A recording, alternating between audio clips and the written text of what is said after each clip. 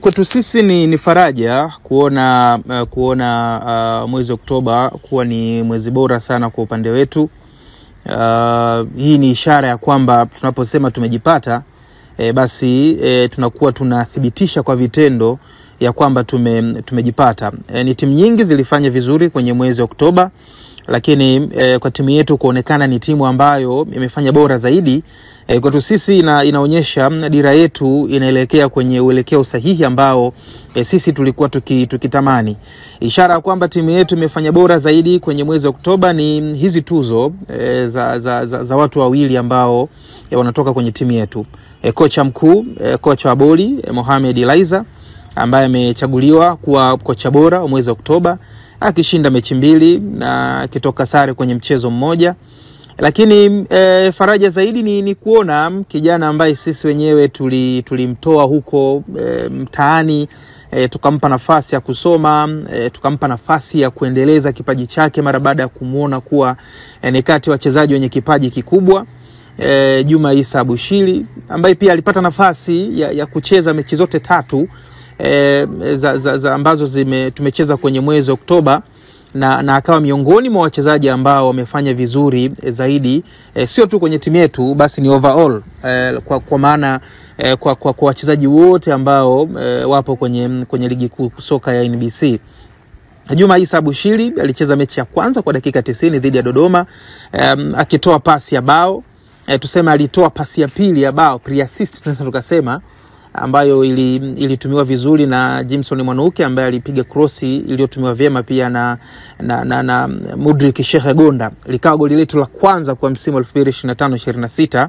Lakini Juma Issa Bushiri akaonyesha kiwango kikubwa sana kwenye ule mchezo.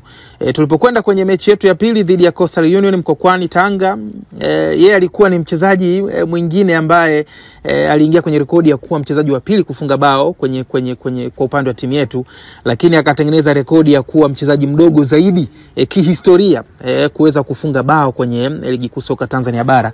Achilia mbali rekodi ambayo ameitengeneza kuwa mchezaji mdogo zaidi kuwahi kucheza ligi kuu. Unajua tunavyomzungumzia Chuga ni kijana ambaye ana miaka 17 tu.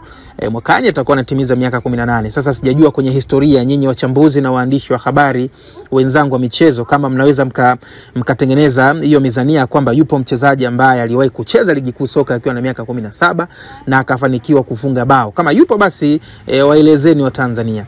Kwa hiyo sisi ni faraja na inaonyesha kwamba tupo kwenye wakati bora zaidi. Hongera kwa kocha Mohamed Elaiza, kazi yake ni kubwa sana ambayo ameifanya, lakini pongezi zingine kubwa zaidi kwa kijana Juma Issa Bushiri Chuga, ambaye sasa imeonyesha kwamba his future is very very bright. Ni yeye tu sasa kuendelea kushikilia hapo alipo ili kuwa mchezaji bora zaidi kwa msimu huu, na pengine kuchukua tuzo ya mchezaji bora zaidi kinda msimu huu, na mchezaji pengine bora zaidi msimu huu, kwa maana kubeba ile tuzo ya MVP, kwa sababu miguu yake inaweza ikamsaidia yeye kuwa hivyo. Lakini kwingineko tumeendelea na sisi kufanya maandalizi yetu kama kawaida. Tupo kambini tangu wiki iliyopita, na hivi karibuni tunatarajia kuwa na mchezo wa kirafiki na Mbulu Combine. Kwa hiyo tutasafiri kutoka hapa Babati kuelekea wilaya ya Mbulu kule kwa ajili ya kutengeneza ile fans engagement, kuipeleka timu yetu kwa watu wa Manyara, lakini kuendelea pia kutengeneza utimamu wa mwili kwa wachezaji wetu kabla ya tarehe 23 siku ambayo tutacheza na Pamba Jiji Football Club kwenye uwanja wa CCM Kirumba kule jijini Mwanza.